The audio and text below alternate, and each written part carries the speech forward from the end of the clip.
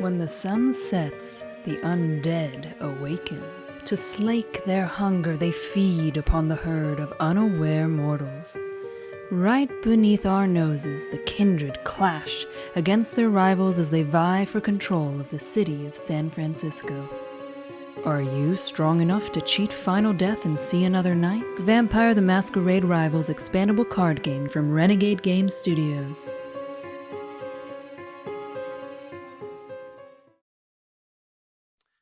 Hello, everyone, and welcome to Vampire Wednesday. We are getting close to Prince of the City season, so I'm here with Matt Hyra to talk about that, talk about some other community changes, and some fun release information. So, Matt, how are you doing?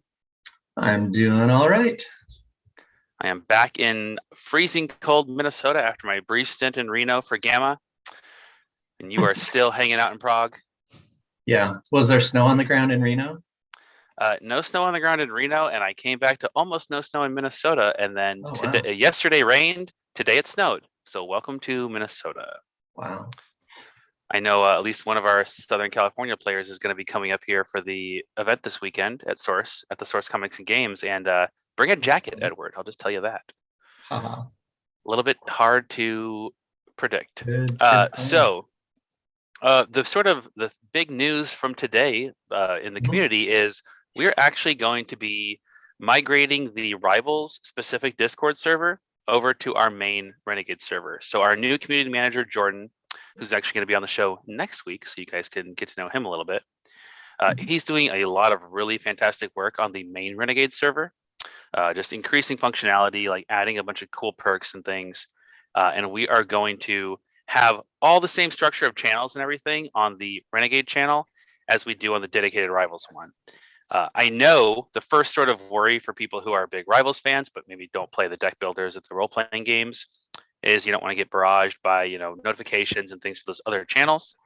So to make that very simple, Rivals has its own category, even separate from like the World of Darkness role-playing games. And you can just go through and mute all the other categories, and you can close the little arrow so they won't even show up, and you will see just the Rivals stuff, just the content that you want to engage with. If you end up getting into Heroes of the Grid, Transformers deck building game, any number of other things, you can obviously enable those channels too. But it is important to us that you guys don't feel like you have just walking into like a busy cafeteria full of people screaming about different things. And I can appreciate that concern. So we have some instructions in the news channel on how to do that. And I believe about a month we will have fully transitioned over. If you have questions, if you have suggestions, concerns, please bring them up with either myself or Jordan on the Rivals or the Renegade Discord. Jordan is the one who's handling most of that changeover stuff. He knows a lot more about Discord than I do, but we would love to try and address whatever worries or concerns people have. But I think we have a pretty good setup that will take care of things. I know that the card bot that our user Siri created, that is already functional on the new server too. So we're making sure all the functionality is there and accessible for people. So Hyra will be there on the new server too, as well as everyone else you've been chatting with. So join us and remain part of the chat community. Yeah, it'll be nice to have like the vampire role players, things like that, see the rival stuff, and there's a little cross-pollination. Some people are into the role-playing and the ECG, so it'll be good for them to have everything in one spot. Exactly, and it can only be good for Rivals, like you said, to have other players who play our other games seeing the vibrant community, seeing the discussion, seeing how helpful everybody is, and then saying, oh, maybe I should give Rivals a try. So I appreciate everybody's understanding and patience while we switch things over. But like I said, if you have questions or concerns, reach out to Jordan or myself. Yeah, we would love to talk about them. Yeah, part of it is we have a new community manager, and it's just a lot easier if they don't have to run around to 17 different channels to do their job. And all the improvements and stuff that Jordan's putting in place, like doing them on 2 servers instead of just one. As we get more traffic and more discussion and stuff going on the Renegade server, it becomes easier to promote. More people find it, communities grow. It's kind of a self-sustaining phenomenon that we're trying to get going. So, but another really exciting thing that people have been reporting is Shadows and Shrouds pre-orders from Renegade are arriving. So I know US customers have gotten a bunch of them. The official release date is March 30th, so we're still a little bit a ways out from that, but your local game stores should be getting those very soon. And people have seen them showing up, digging into those cards, looking at La Sombra and Hecata. And that's been cool to see. Just leave those cards out of your deck until May 1st, right? Yes. So we will touch on this a little bit when we talk about the Prince of the City prep. The new Shadows and Shrouds expansion cards are not legal for 30 days until 30 days after the release date. So effectively, with a March 30th release date, that means that none of the April events will allow Shadows and Shrouds. So if you have an event in May or later, go ahead, prepare for that. But if you're one of these April events, it's going to be, Wolf and the Rat as the newest product only. I think that'll still be a pretty exciting and interesting meta, because that is completely different from what we saw at Gen Con. So these will be the first, major competitive events that have, using the first 2 expansions. So that is coming out. But speaking of Shadows and Shrouds, it adds Diablerie. And Matt, you wanted to talk a little bit more about Diablerie.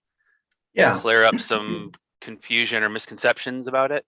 Well, we've just, we've been talking about it for a couple weeks now, and players have come up with some good questions, some questions about it, and we wanted to basically do an update. We will update the rules update sometime in April, because it's not available. You can't use it in any high-level events. You can play it at the kitchen table, obviously. Yes. So we'll tell you about this now, and we'll get it into the rules update pretty soon, especially after people have had a chance to look at it. But just a few questions people have had, and we wanted to give those answers now so people knew, and it was a little more official than just I heard it online. So yes, and worth pointing out the current state of the rules clarification and tournament rules. That is going to be, how this whole first month of events will be run. There won't be any more updates that affect these currently running events, unless there's some kind of crazy emergency. The Diablerie stuff will go in there in advance of any events that are allowing Shadows and Shrouds. So don't worry about us, eroding a card from the core set next week while you already have your deck built. That's not going to be a thing that we're going to be doing. Yeah. So in the Shadows and Shrouds rulebook, there's a few notes on Diablerie, which I didn't want to go through all of it, because you'll see it when it shows up. But just the things that people have asked, which we either didn't think of it, or it was something that never came up for us, or is just kind of a question out of left field. We thought, let's just go ahead and we'll get that into the rules update pretty quick. So there's a couple things. There's 4 things, really. It's a vampire must survive an attack sequence in order to perform Diablerie. Okay. So you can't be on your way to Torpor and say, oh yeah, by the way, I'm going to Diablerize. Drag you to hell with the other side. Yeah, because we've seen some mutual kills with like Bad Reflection and some other things like that. So just wanted to get that out there, that you can't do a Diablerie, against the other character in the attack unless you survive. If you survive and you defeat them, you can do Diablerie as long as you've jumped through the correct hoops. All right. Another one is once a vampire is attached to a Diablerist, that vampire is available to be recruited again, because I was just going to ask if that was one of those questions. Yeah. We didn't manage to get that in there because we hadn't thought of it quite. I guess it never came up. But anyway, yeah, that character is now an attachment. Their name is not even visible.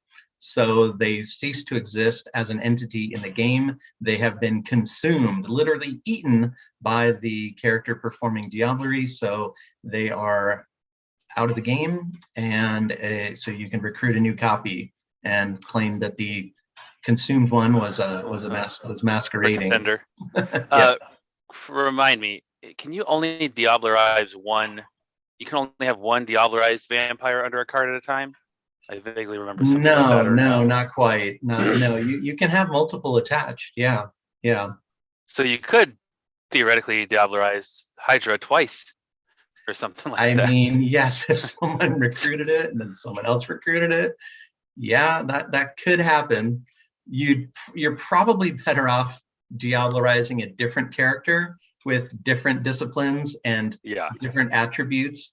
Like, if you're a 1/1/1 character, you want to Diablerize somebody with 2 physical, 2 social, and 2 mental. So get all 3 of those, and now you're a 2/2/2 and an unstoppable machine. And you probably already won the game because you Diablerized 3 times.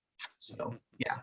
Definitely an edge case, but if anybody pulls it off at a live game, let us know. There's an achievement for that.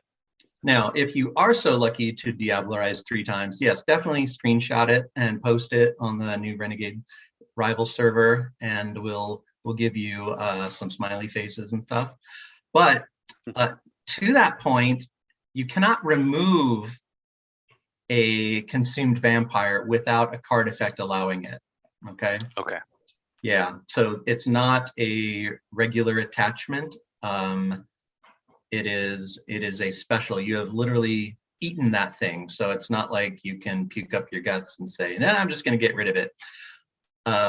We hadn't considered that anyone would want to get rid of it because you get a +1 BP modifier. You probably get some stats, and you're definitely going to gain some disciplines. Gain some more disciplines because you get all the disciplines. You may not improve your attributes, but you're going to gain some disciplines for sure. So why would you want to? I don't know, but maybe you really, really needed to attach a title to win the game or something. Oh, sure. But no, you got to find somebody else because you cannot remove consumed vampires without a card effect allowing it.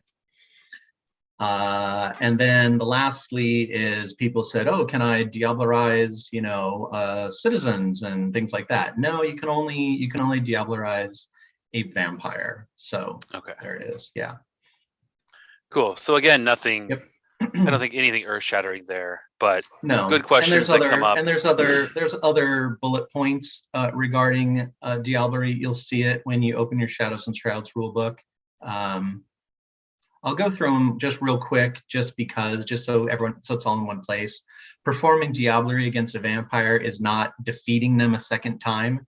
You're just doing something with that defeat. If you burn them if you use aggravated damage against a vampire and it burns, you cannot Diablerize it. So you're not into the well done vampires? Yeah, there's nothing left to chew on. And then, obviously burn all attachments, including titles and tokens, before you consume the victim. And then, of course, when Diablerie is performed against your character, they're not going to torpor, so you're not losing any. You don't have to convert a prestige to blood. Okay, so I think you did mention that there's an upside. Yeah, you mentioned that as like a small consolation. If you've been, hey, congratulations, you've been Diablerized. Well, you don't have to spend the 1 prestige.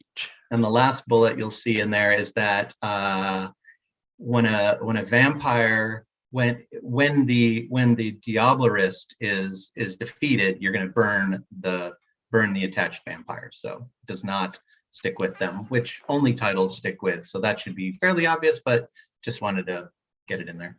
Sure. And speaking of the Shadows and Shroud rulebook, I will get that up on the website this week. So people who are waiting for theirs to come, you can dig in and read all the new rules goodness from Hyra and Co. Yeah, and because people are going to be reading those rules, that's why we're going to wait to officially post it in the card and rules update, because we want people to digest it, for lack of a better word. And then we'll post it. We'll post the new things in a couple weeks. And I guess if while you're poking through those rule books, if you think of anything else that's a weird edge case that you wonder about, that is what the rules questions channel on the Discord is for. Yep. Go ahead and ask in there, and we can always address it. But this weekend, we kick off the very first Prince of the City event of the year. I'm going to be running that tournament at the Source Comics and Games in Roseville, Minnesota. And it is followed very, very shortly by Gaming Adventures in Inglewood. That's just outside of Dayton, Ohio, the weekend after. And then April 9th weekend, we have 3 events in Baltimore, Wood River, Illinois, which is just outside of St. Louis, and Berkeley, California. So if you are in those areas, make sure you head to vampirerivals.com/prince and sign up. We've also got a whole slate of additional events going out through July. We did get an Australian event in Sydney, Germany and Vienna and Scotland for those folks across the pond, and still working on a couple more out there. But I am sure that probably most people who have Rivals have not been to a major Rivals tournament unless you are one of the people who was at Gen Con.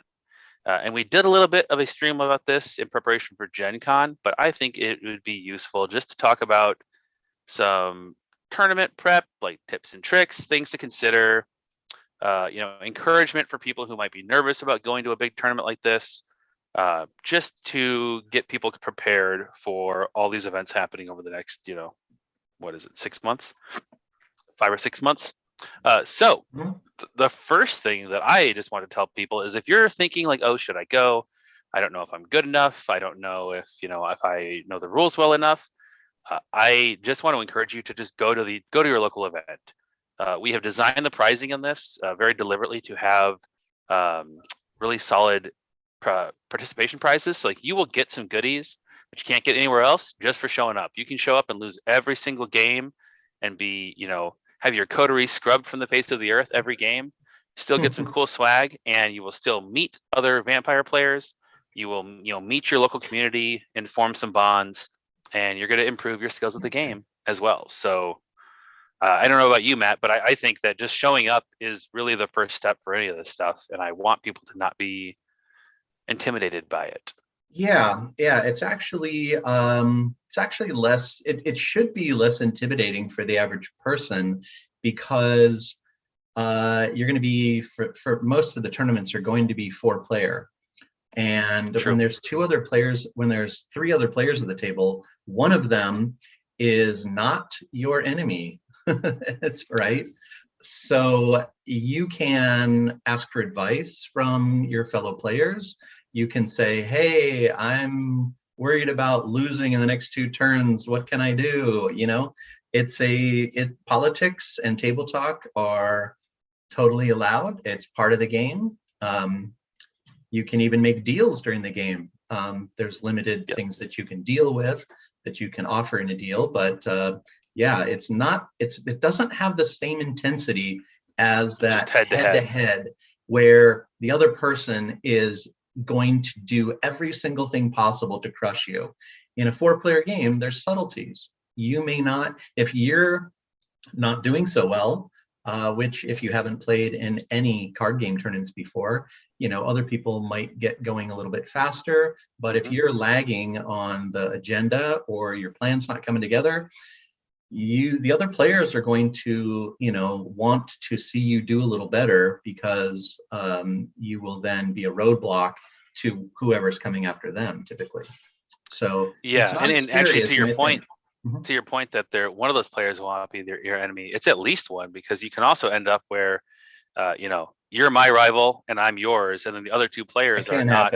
That's true. Are not directly opposing me. A thing that I also saw at Gen Con is a table where the newer player kind of submarines into doing better than they expected, because the people who are more experienced and get started earlier, they're just tearing each other's throats out, smacking each other down, and then nobody's worrying about the new guy. And all of a sudden, oh, the new guy has how many agenda? Or, oh geez, they now got their setup built up, and they're now taking out vampires left and right.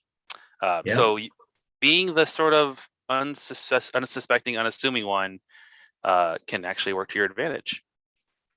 Yeah, and if you find that you are, you're languishing with 3 agenda and everyone else has 6, 7, 8, go for the Prince title. They're not going to fight you on it, most likely, because they don't want any of the other players to get it, who are going to immediately vault into the lead.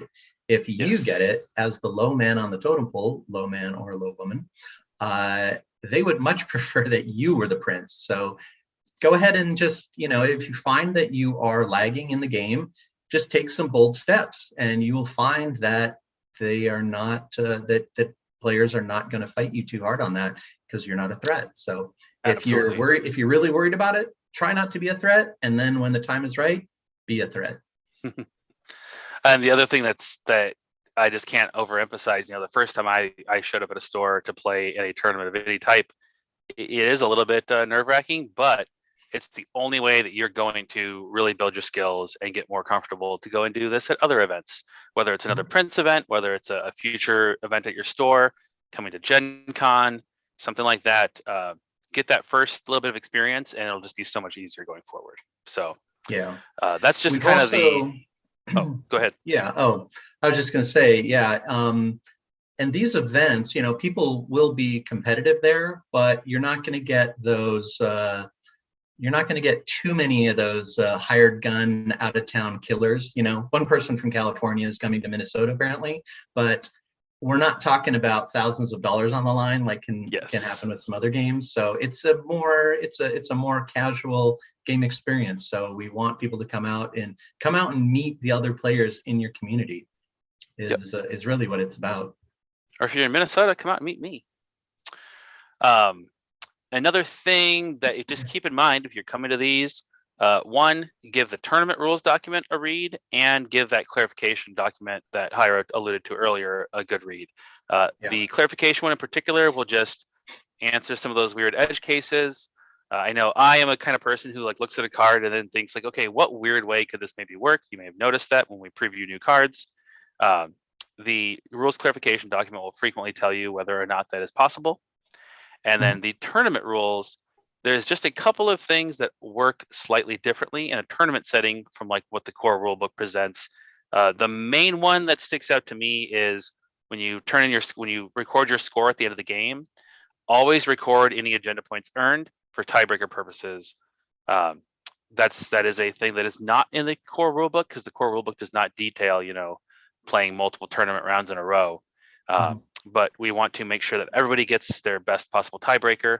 Even if it is the second tiebreaker, it's after strength of schedule. So just give those documents a read. Make sure that you're not caught out by anything weird while you're preparing. Yeah, that line in the rule book about a player drops to 0 agenda when they're killed is only, and we've stressed this in a couple past broadcasts, is only used when someone doesn't have an instant victory by agenda or KO. It's just there so that someone doesn't suicide themselves into a victory after getting an agenda lead. So just if you're not a high level rules person, just ignore the 0 agenda thing. It won't matter, and the event coordinator and judge will explain it if it comes. It's nothing you need to think about. Record your agenda every time. The other thing that is in the tournament rules that is helpful to check on is just the rules on deal making. It is a little bit more restrictive in a tournament setting, just to prevent really messy situations that are just going to be negative for everybody involved. So we have some specific rules in there about what kind of deals can be made by whom and when. So pay a little bit of attention to that. We did mention earlier, if you're playing one of these upcoming events in April, Shadows and Shrouds is not legal. So go ahead and build your deck using the previous existing card pool. And one thing that is also just I want to make sure everybody knows, you're going to get a Victor Temple card for showing up. That's part of the participation prizes. So you can absolutely include Victor in your coterie, even if you don't own him currently, because you will get one for showing up. In general, the other promos that are out should also be legal. But stores that want to do different rules for those because they've just had a hard time getting them into the community, they can announce that as part of their tournament information if that's the case. If you don't see any restrictions like that, assume that all the other promos are legal. Might be a good idea to bring a couple of extra vampires that would be good for your deck in case your TO has not already made that clear which promos will be allowed. They may have kind of forgotten about it. Another thing like that, what I would say is if you have smoke, if you have multiple smokes from a Kickstarter pledge, or if you have an extra Victor or something, bring those to the tournament, because you could very, very likely find a newer player who doesn't have those, who would absolutely super appreciate getting a chance to get one of those from someone who's been around a little bit. So that's just a nice community building thing. If you don't have a need for those, if you have the extra ones from your season 0 kit in your Kickstarter pledge, I'm sure people would appreciate that. We have the promo pack on the way, and should be here quite soon. It's getting airship from China, and then those will be available to just purchase. But in the meantime, anybody who's looking for something, talk to the other players in your community, talk to the players at the event, and you might get lucky. Let me quickly mention about the rules clarification document. We said there's some subtle, very subtle little tweaks to cards to make them work within the rules a little bit better. But the cards you really should pay attention to in the rules clarification is Sucker Punch, which had Errata starting when it was posted, that it is 1 damage instead of 2. There's also a change to Hunt the Hunter's agenda, which makes it that only the player with the Hunt the Hunters will shuffle the characters back into the deck, in the city deck, the Second Inquisition. The mortals, not characters. The Second Inquisition, not characters, And the last one is Madhouse, the one of the conspiracy conspiracy related haven. The exhaust your leader was removed from that, so those are making it a little bit easier to do. Now you just discard a card to put an extra token on your conspiracy. So keep those in mind, that those are actual card changes. Those are mentioned in the rules. If you bring those cards, you will be playing it by the errata version, and those errata cards will be reprinted in the prog set, which we previewed a bit ago.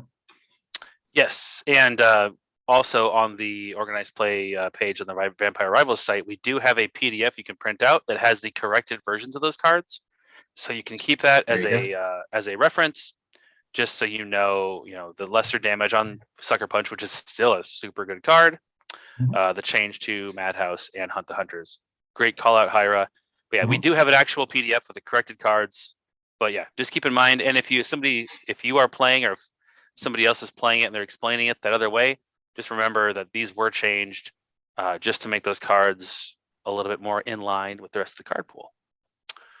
So excellent call out there. The next thing I want to talk about real quick is deck building. I know whether or not you are new to card games, or if you've been playing a billion different card games, a thing that is, I think, very different about Rivals is the uniqueness rules. So think about uniqueness when you're building your coterie, because if everybody shows up and thinks that Thin Bloods are the hot meta to do right now, you're gonna have a rough time if you have 3 or 4 of you at a table and you're struggling to get your vampires into play, because the uniqueness in Rivals is respected across the whole table. So in another game, I could have a Matt Hyra card, and Matt Hyra could have a Matt Hyra card. Not the case in Rivals. Right. More likely than Thin Bloods, it would be Nosferatu or Gangrel, because they're the new hotness. They're the newest set on the scene. Just keep in mind that if you forget about the Bruja, the Toreador, the Ventru, and the Malkavians, you might have some competition at your table. So a good mix, is a good idea. And doing a straight, all one clan can get you into trouble if there's somebody else with like-minded. The other thing related to that is I cannot emphasize how useful it is to have a alternate leader in mind. So you throw down your first choice, realize it's going to come down to a bid. First off, think in advance what you're willing to pay to keep that leader, but have a secondary option in mind. You don't want to just go in with a one-trick pony that you have to have the exact, everything has to go perfectly for your deck to work, because Murphy's Law says that everything that can go wrong will, and somebody else is going to have the same idea as you. So have an alternate leader, maybe 2 if you really want to be safe, and also think in advance what you're willing to pay for your leaders, because there's a concept called cognitive load, and every decision you have to make kind of eats away at your cognitive ability. So if you make that decision, 3 nights before, and I'm going to pay 1 influence to keep Hydra, then when that situation presents itself, you don't have to think about it at all. You already know the plan. You just execute the plan, and you save your brain power for all the developing things that are going to happen throughout the game. So that's just an easy little thing to do that will reduce your stress when a stressful situation occurs. Yep.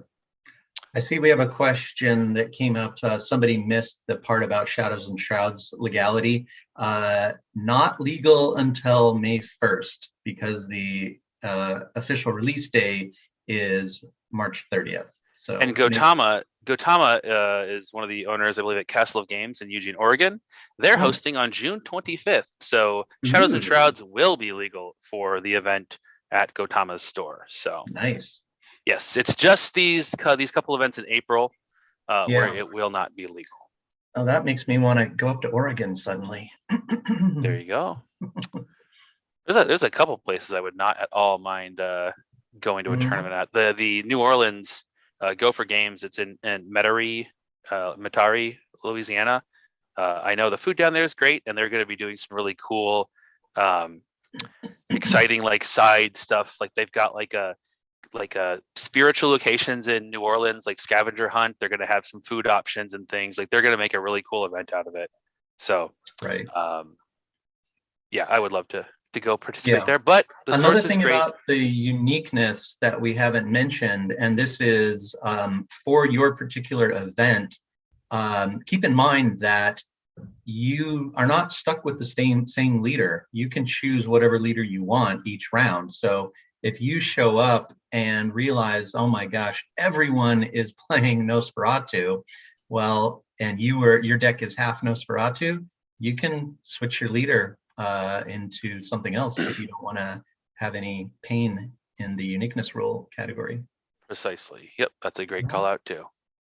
Yep. Have a plan, but know that you're going to need to. You might have to change that up. Related, like we said, having backups. It's not just for your leader, but in Rivals, it's important to have a backup plan for how you're going to win. If I'm running playthings and my primary objective is to get all those citizens, retainers and citizens and stuff, that's great. But those are also valuable to other players who might not be running playthings, whether they want to turn them into wraiths, whether they want to, just use them as a meat shield or burn them for blood. You need to have cards in your deck and have practiced or thought about how else you're going to win the game if your normal avenue is not planned for you. Yeah.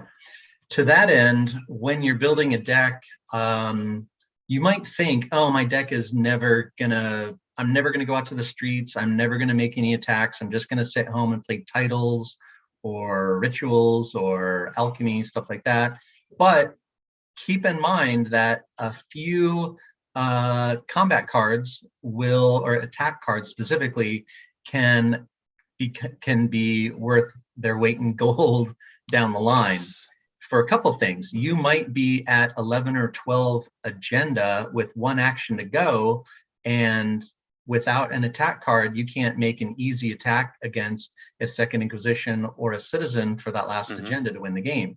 You also could find the person that your rival in the game might have, just about to win, and you need to stop them. Yeah, they might, or somebody might be just about to win and you need to stop them or knock out one of their characters so they can't do 2 attacks on their next turn. Or even your rival may have been beaten down attacking somebody else and only has both of their vampires are at 1 or 2 blood. And suddenly you're like, oh, if only I had put a couple of attack cards in my deck, I could actually win the game right now. But yes. So just keep that in mind.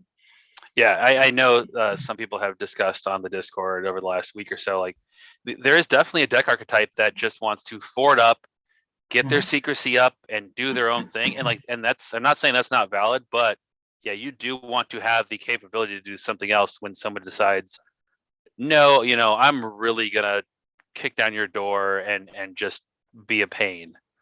Lorcan Lowbrecker asking about Pan-European tournament or Worlds. So our plans this year, we talked about this at Renegade Con a couple weeks ago, but the Gen Con will be our North American Continental Conclave. We are also going to have a European Continental Conclave, most likely September or October. The exact date and the location TBD. So we will have a similar to Gen Con, kind of get everybody together, some cool special stuff for the princes, the special city deck that we'll use at these conclave events as well in Europe for the people overseas. We're just working on figuring out exactly when and where is the best to both cover as much of the community as we can, and also work with our the resources that we have and the people that we have in Europe who can help us with that sort of thing. So stay tuned for details on that. And I'm still wanting to add a couple more events in Europe, in the UK, and even overseas. So if you have a local store or a local group, I think Berlin, or maybe it was Vienna, one of those two, it was planned by a local group that has a venue that they can play at. So it doesn't have to be a store. If you want to have an event in your area, please reach out. Speaking of all of those foreign locations, if someone were to bring a deck list, what language should it be in? That is a great question. Just thought of that. Right now, we don't really have, I guess the French core set is, I believe, out now. That's the only localization that we have. Okay. But in general, I think English is the best language for a deck list because it will have probably the widest portability. Also, right now, our official deck builder is just in English, so that makes it a little bit easier there and ties into my next point. But in the United States, to make a deck list, yeah, definitely do English. If you're in, Vienna or Berlin, then we should. Yeah, okay. Berlin is planned by the community. There we go. Speaking of deck lists, bring a deck list. You can do it by hand, but you can also just go on the Vampire Rivals site, use the deck builder there, and export it as a PDF or just a text file. Just make sure you have a printout. Make sure it has your name on it. That way, it's easy to just verify decks if it comes to that. And I would like to have cool information on these events of what the meta looked like at the top tables, things we can talk about and share with the community. So having those deck lists to submit to the TO very much helps with that. Now I forget, on those deck lists, does it have a line for leader on there? I believe the one you can download on our website does. That is really just there, like in a perfect world, here's my leader choice. Again, you're not beholden to that, but it does give us like an interesting data point of what people want to use. Mm-hmm. Yeah, I want to make sure people didn't read too much into that. That is there just so we can see what leaders people have thought is their best option. It is not, you're not locked into that character for your leader from round to round. Exactly. And like I said, if you want to write it on a piece of notebook paper and rip it out, that is fine too. Just please make sure it's legible, and please make sure that you have one. That's the biggest thing. I like to do it on the website. I find it much easier to deck build when I have all the filters and I can see, okay, I want to see all my attack cards. I want to see all the cards that have the low enough blood potency that I can play it with the vampires that I want to run. Right. And the deck builder web tool is great for that, and will give you a really nice copy of your deck list. But you can do it however you'd like. I know some people much prefer have all my cards spread out on the dining room table and deck build that way. And I don't want to say that is invalid. Right. I just think you're crazy. In addition to the deck list, it would be a good idea to bring 2 or 3 colors of tokens to the table, because that's actually in the tournament rules. Yeah. Okay, that's true. Yep. We don't want everybody to show up because they like blue and everybody has blue blood. That's not going to be a good thing. There you go. I believe the rules say to bring 3. If you've got a core set, you've got at least 4. And then which expansion adds 2 colors? Was it Shadows and Shrouds? Yeah, Wolf and the Rat. Added gray. Okay, so if you have Wolf and the Rat, you'll have another option too. So please bring multiples to deconflict. Or like Coyote says, Coyote made their own tokens. Third-party tokens are perfectly fine. Just make sure they are very clear, and make sure you communicate to your opponents, at the start of the game, like, okay, the blood droplets are my blood. Well, duh. Just make sure it's not ambiguous. Make sure all the 3s and 1s line up, so the tokens are correct. Yes. Another thing that kind of catches people out with this is if you have multiple core sets, don't just bring all your blue tokens. I believe it's 32, correct? 32 blood and prestige total. 32 is the total. Yep. Yep. So yeah, make sure you have 32, not more, not less.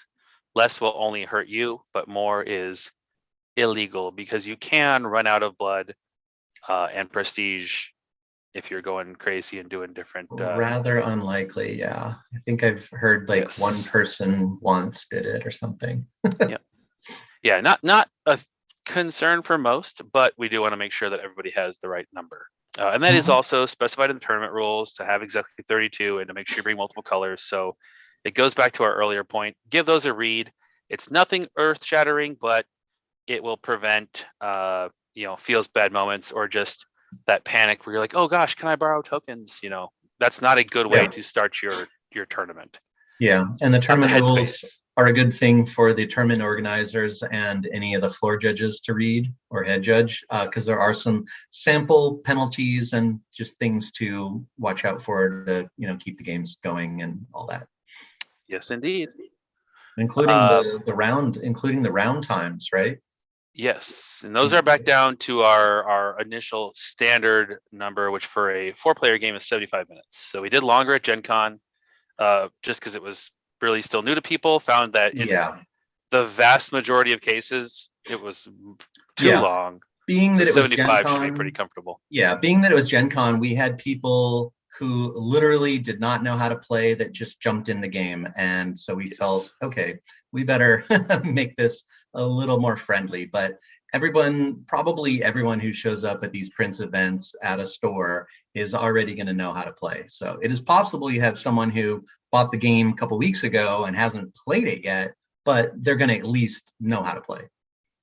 That is certainly the trend, I would assume. And in any case, 75 minutes should be plenty for people to wrap their games up, and it keeps the day from getting too insanely long. That's true. But yeah, that's the stuff that I had written down as things that I wanted to share with people who are thinking about going to their first tournament. I am super excited to see the results for these start to come in. Super excited to see, who else is going to become a vampire. We saw Josh Johnson's art. Was it last week, I think? And that looked really, really cool. I know he was pretty happy with his portrayal from my talking to him. Oh, good. And I just, I think it's really exciting to see what is happening here as we get started. Coyote is asking, how many rounds are in Prince of the City? It is based still on the turnout. It's in the tournament rules. You can refer to the table in there. It will not be more than 6 games total because we only had to run 4 rounds at Gen Con, and then the top 16, which is 4 tables of 4 and one table with all the winners from that. So that's your absolute longest day that you're ever going to have to worry about. And probably, I suspect that 5 will probably be about the biggest at the store events. Yes. Yep. That's my thinking. 3 rounds of Swiss and then cut to your top 16 and do your final 2. So shouldn't be too terribly long. But like I said, just come out and play. The stores will appreciate you coming out and showing support for the game.